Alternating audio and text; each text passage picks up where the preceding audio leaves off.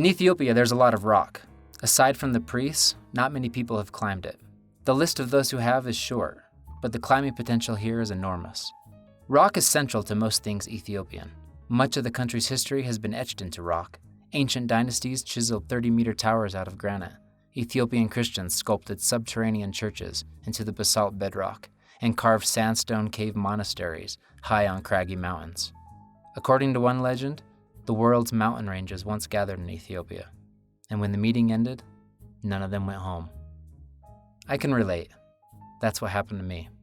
I spent the better part of 3 years traveling around the country, roping up with phenomenal climbers, and searching for the least visited mountain ranges and unclimbed towers. Though I didn't realize it in my own backyard, right outside of the capital, Addis Ababa, I would find and establish Ethiopia's first sport climbing crag, Amora Gadel.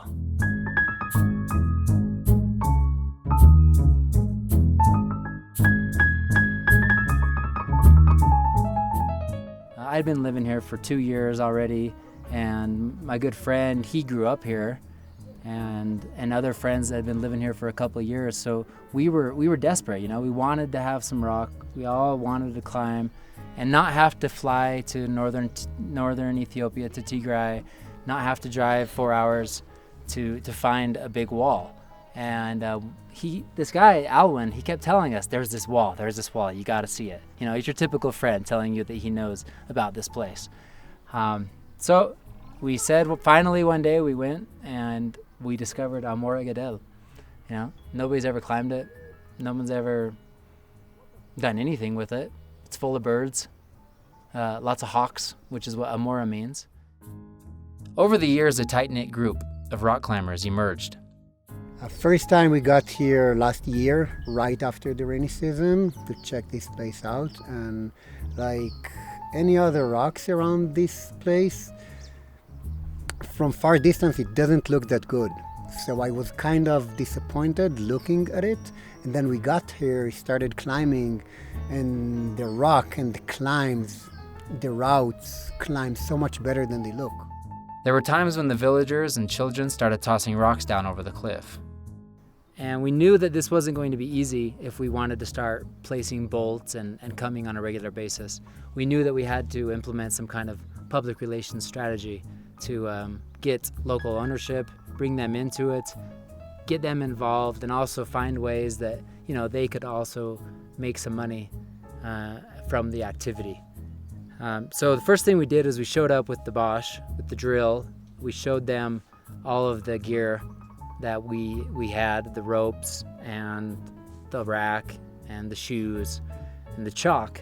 We even did demonstrations up in the village where we'd tie the rope to our harnesses and another guy would be belaying and we'd fall. And I don't know if, my Amharic is pretty basic, so I don't know everything that was understood by what we were doing.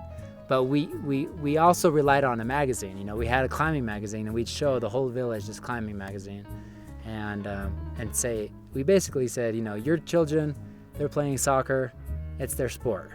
We climb the wall, that's our sport.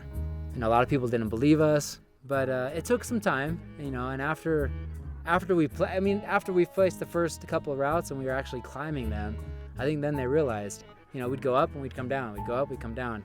Every time we came down, we had nothing in our hand. The whole village would come down in the beginning and just stand around and watch us climb.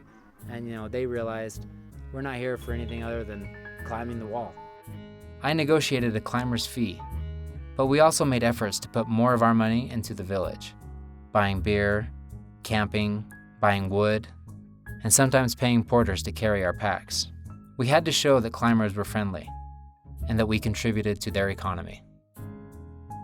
Every day, the village youngsters gathered to watch us climb. Their interest grew each time we appeared on the ground, alive. They clearly wanted to learn to climb their cliff. Then one day, we brought a harness and shoes small enough for 12-year-old Wu Balam. We tied him into the end of the rope. On his first try, he climbed 3 meters before fear surpassed his courage. But what was a wild idea, a home for the birds, slowly turned into a playground. The children were happy. They tried their hardest to keep an eye on their herds from the base of the wall. Their cows and sheep wandered up and down the valley. Soon the adults quit paying attention, and for the kids, The moments on the wall were the first time they had ever disconnected themselves from the life of farming and the village. Now, 2015, I've been going back ever since. When I come, we greet each other in Oromifa. Naguma, Fayada, Akom, and they ask me if I'm going to sleep in the village. We share more than just the cliff below their homes. We share vitality. In June 2013, I campaigned to raise harness and shoe donations for the children of Kile. Scraped together 5 harnesses, 3 pairs of shoes, and some chalk bags. Now we can add Wub Alam and the children of Kile to the list of rock climbers in Ethiopia.